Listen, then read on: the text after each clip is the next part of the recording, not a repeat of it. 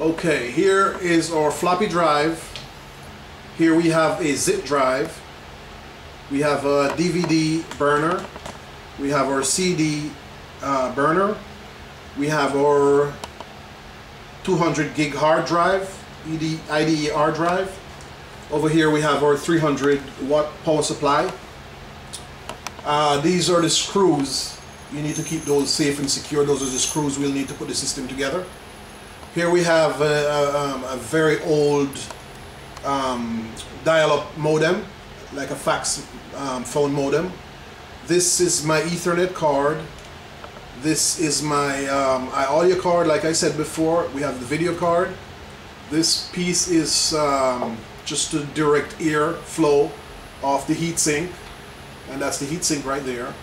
This is a bracket for our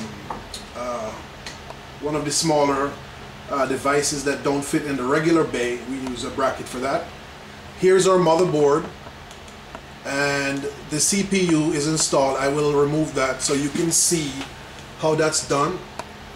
This is a ZIF socket, so you remove the lever and then you gently raise the CPU up and try not to bend the pins as you do so. And here is our Pentium 3 processor that we're going to be using. I'll leave that there for now. Here we have some audio cables for the DVD and the phone line. Here is our IDE cables for our IDE devices, floppy, hard drive, CDs. And here are some tools that we'll need. This little unit here is for the thermal paste that we'll need to put on top of the CPU. This is some the tools we'll need.